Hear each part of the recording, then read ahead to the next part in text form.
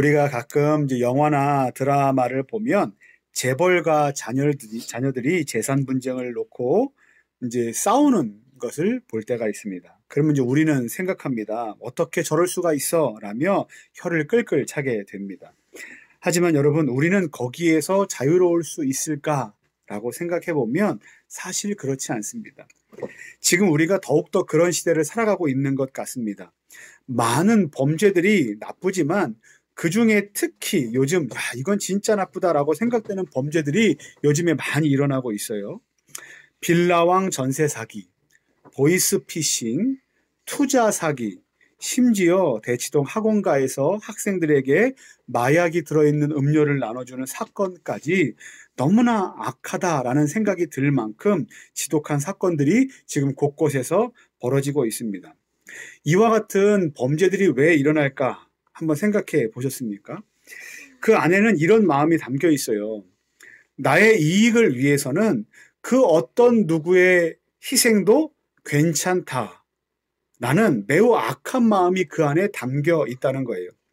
돈을 위해서라면 진짜 무슨 일이라도 할 수 있다라는 마음이 그 안에 담겨 있는 겁니다. 근데 경제적인 어려움이 더 깊어질수록 이런 돈과 관련된 범죄가 더욱더 기승을 부리고 더욱더 점점 흉악해지는 모습을 띠게 됩니다. 이런 돈이면 다 된다, 돈이면 모든 것이 가능하다라는 이 생각이 어찌 보면 그냥 일반적인 욕심 같지만 더 자세히 살펴보면 강한 종교적 신념과 같은 것이라고 생각할 수 있습니다. 그 마음 안에 자리를 잡고 또 그 마음 안에 뿌리를 내리고 그 마음 안에서 더욱더 점점 커져가는 거죠. 여러분들은 어떠십니까? 혹시 돈에 대한 여러분들의 태도는 어떻습니까? 여러분들 부자 되고 싶습니까? 저도 부자 되고 싶습니다. 그런데 만약 부자가 된다면 어떤 부자가 되고 싶으십니까? 라는 이 질문에 우리는 잘 고민하고 좋은 답을 내려야만 합니다. 오늘 본문 말씀에 보면 어떤 형과 동생, 그러니까 형제 간에 재산을 두고 싸우는 일이 벌어졌다라고 기록되어 있습니다. 어떤 동생 되는 사람이 예수님께 찾아와서 청원합니다. 예수님, 형과 내가 나눌 그 재산을 좀 공정하게 나누게 해 주십시오. 아마 이 사람은 부모님으로부터 받을 유산을 두고 분쟁 중인 것으로 보입니다. 실제적인 상황이 어떤 것인지는 잘 알지 못하지만 정황상으로 보면 이 사람은 지금 매우 억울해하고 있고 또 더 갖고 싶어하는 마음이 이 마음 가운데 있습니다. 이 사람이 억울해하고 있다라는 것은 그가 예수님께 나와서 이 상황에 대해서 제발 좀 판결 좀 내려주세요 라고 청원한 것을 보면 알 수 있습니다. 또 더 갖고 싶어 한다는 것은 15절에서 예수님께서 하신 대답, 모든 탐심을 물리치라 라고 말씀하신 그 말씀을 통해서 우리는 미루어 짐작을 할 수 있어요.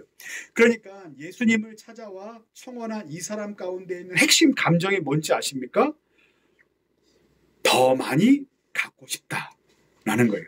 근데 오늘 예수님께서 15절 말씀을 통해서 우리 가운데 하신 말씀이 뭐냐면 삼가 모든 탐심을 물리치라 사람의 생명이 그 소유에 넉넉한 데 있지 않다라는 것을 통해서 이런 말씀을 주시는 거예요. 우리의 생명이 더 많이 갖는 것에 달려있지 않다라는 거예요. 여러분, 생명은 뭐예요? 중요한 거예요. 소중한 거예요. 생명은 죽고 사는 것에 대한 결정적인 요소예요. 그 생명을 우리가 갖기 위해서 필요한 것에 부요한 것, 돈을 많이 갖는 것, 탐심을 갖는 것이 거기에 포함되어 있다 없다? 없다라고 예수님께서 단정적으로 말씀하세요. 그러면서 예수님께서 16절 말씀부터 21절까지 말씀까지 한 부자의 비유를 들려주시는데 말씀을 한번 볼게요. 16절 말씀부터입니다.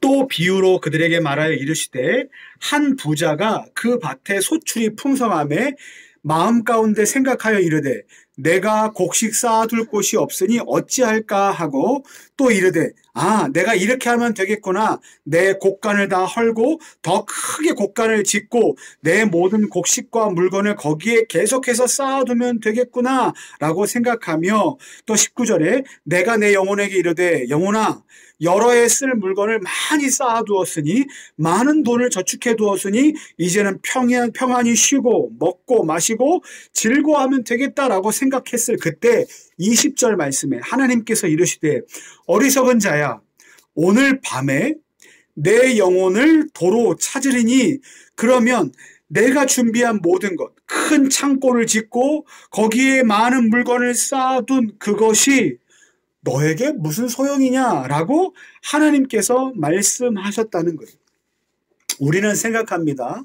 더 많은 물건을 쌓아두고 더 많은 것들을 모아두면 우리는 이제 평안하고 우리는 이제 안전하다라는 생각을 갖게 될 텐데 하나님께서 오셔서 오늘 그의 영혼을 데려가겠다라고 말씀하시면 앞으로의 삶을 위해서 쌓아둔 모든 것들이 우리 가운데 무슨 의미가 있느냐라고 하나님께서 말씀하시는 거예요.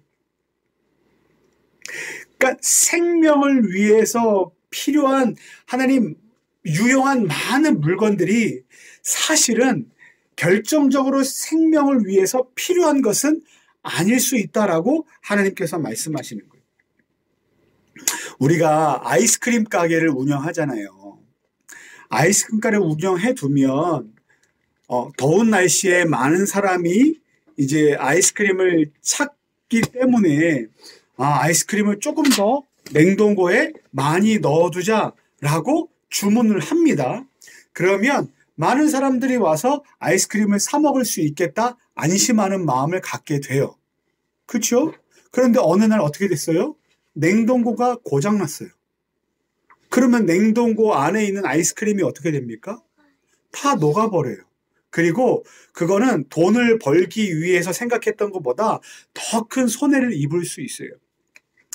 여러분, 많은 창고에 많은 것을 쌓아두는 것이 우리 가운데 아주 많은 유익할 것이라고 생각을 하지만 실제적으로 그것이 우리에게 주는 유익은 일시적인 평안, 일시적인 먹고 마시는 것이 더 좋을 수는 있지만 실제적으로 우리가 영원토록 간직할 수 없고 그리고 심지어 우리의 생명, 그러니까 죽고 사는 문제를 뒤집을 만큼 우리에게 큰 영향력을 끼치지 못한다는 겁니다.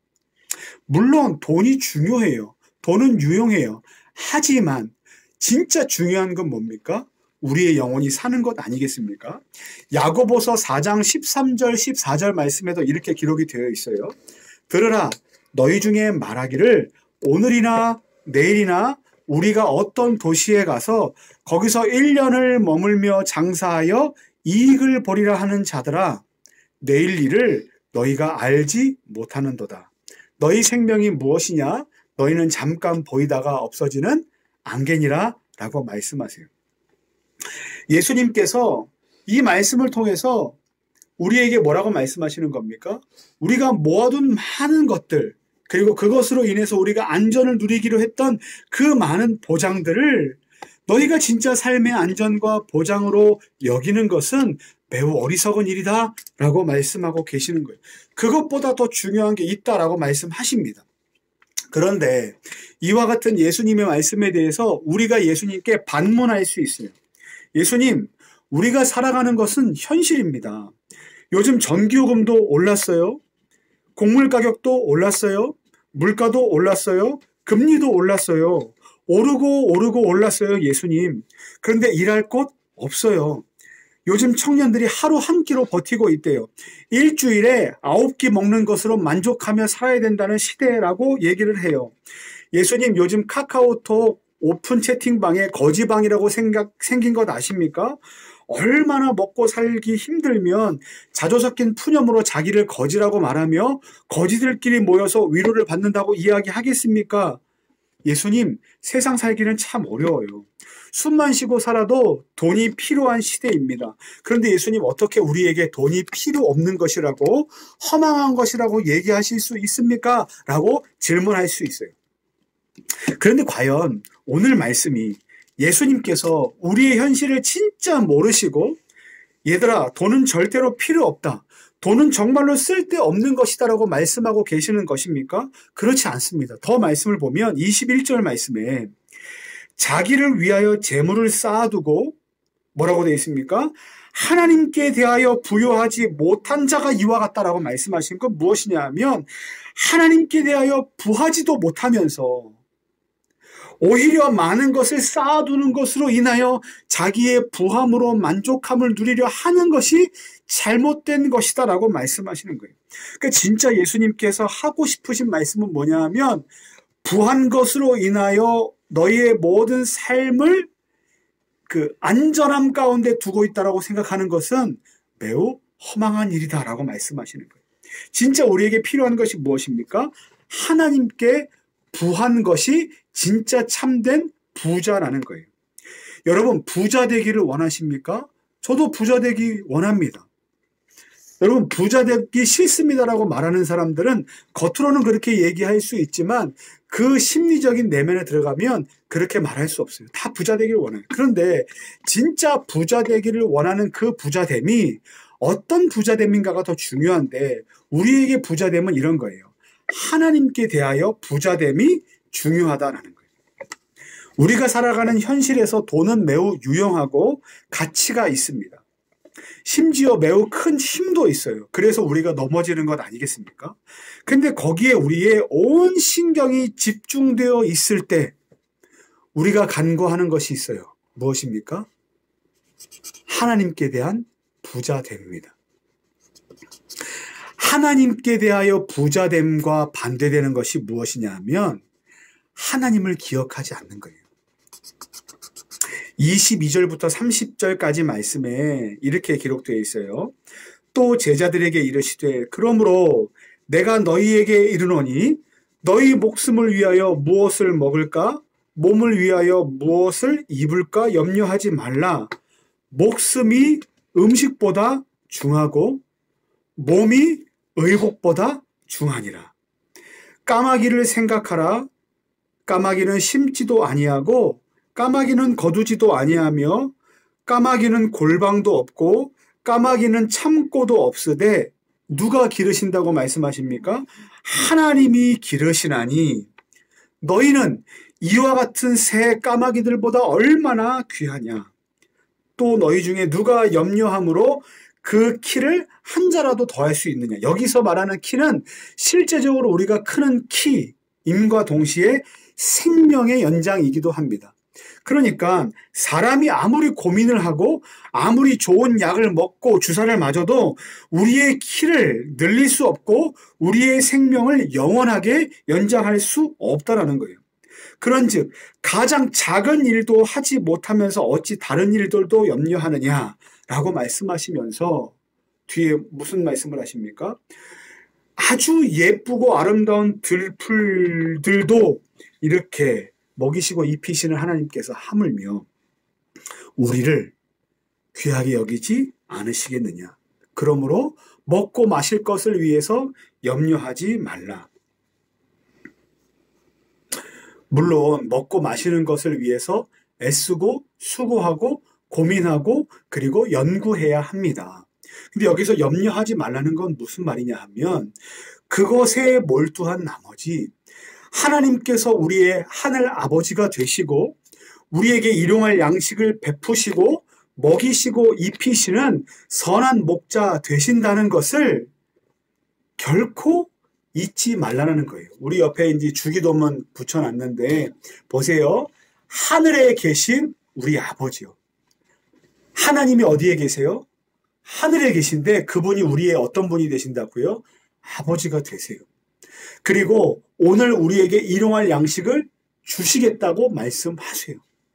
우리의 믿음은 뭐냐면 하나님께서 우리의 아버지가 되신다는 것을 믿는 믿음입니다. 우리에게 있어야 할 믿음은 하나님께서 오늘도 우리에게 일용할 양식, 어제도 먹었고 오늘도 먹이시며 앞으로도 계속해서 끊임없이 만나와 메추라기를 통해서 우리를 먹이시고 입히신다는 그 하나님을 믿는 믿음이 우리 가운데 필요한 겁니다.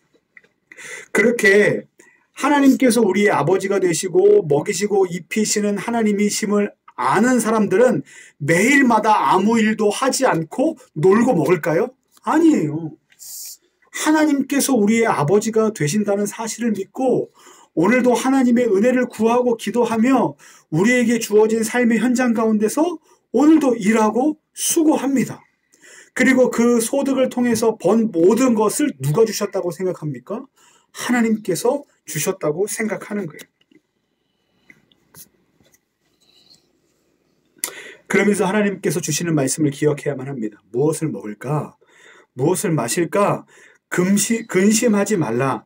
이 모든 것을 너희 아버지께서 너희에게 있어야 할 것이다. 우리가 먹고 마시고 쓰고 입을 모든 것을 하나님께서 우리에게 허락해 주실 것이다. 사랑하는 성도 여러분, 우리가 살아가는 삶의 현실은 정말 녹록지 않습니다. 지독하리만큼 아프고 힘들고 어렵습니다. 그것이 우리의 현실입니다. 이것을 부인할 사람이 아무도 없어요. 그런데 분명한 사실은 무엇인지 아십니까? 오늘 우리에게 주시는 말씀을 통해서 우리에게 알게 하시는 두 가지 사실. 한 가지는 하나님 보시기에 이 모든 만물보다 저와 여러분들이 훨씬 더 귀하다라는 거예요. 두 번째는 하나님께서 그렇게 귀한 저와 여러분들의 처지와 형편을 잘 알고 계신다라는 겁니다. 이와 같은 사실을 믿는 것이 무엇인지 아십니까?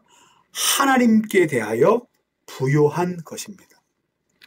우리는 부자가 되고 싶어 하는데 진짜 부자됨은 하나님께 대하여 부자 되어야만 합니다. 그러니까 허망한 것으로 우리의 부자됨을 확인하려 하지 마십시오. 투자를 넘어 투기에 몰두하지 마십시오. 그리고 근로 이상의 것을 우리가 얻으려 하지 마십시오. 우리가 수고하고 애쓰고 땀 흘린 것 이상의 것을 얻으려 한다는 것은 우리의 마음이 이미 허망한 것에 놓여 있다는 겁니다. 만약 여러분들이 많은 것을 지금 갖고 계시다면 하나님께 대하여 더 부요하기 위해서 애쓰셔야만 합니다. 만약 여러분들이 많은 것을 갖지 못한 가난한 삶 가운데 있다면 역시 지금 내 삶의 형편을 염려할 것이 아니라 진짜 나를 붙드시고 인도하시는 하나님께 대하여 부유한 믿음을 가지셔야만 합니다. 그것이 우리가 진짜 부자 되는 방법이고 우리가 진짜 부자됨입니다. 사랑하는 성도 여러분, 오직 하나님만이 저와 여러분들의 만족이십니다. 그리고 오직 하나님만이 저와 여러분들의 참된 안전입니다. 바라기는 오늘 얼마를 가졌는가, 내 연봉이 얼마인가, 그리고 이번 달에 내가 얼마를 벌었는가 보다, 또 무엇을 더 많이 가질까 보다, 오늘도 내가 하나님의 은혜 가운데 있는가, 또 하나님이 내 인생 가운데 어떤 은혜를 베푸셨는가를 더 묵상하시고 또 그 안에 또 풍성하게 잠기기를 소망하는 영적으로 하나님께 대하여 은혜 부자가 되는 저와 여러분들 되시기를 예수님의 이름으로 간절히 축원합니다. 아멘.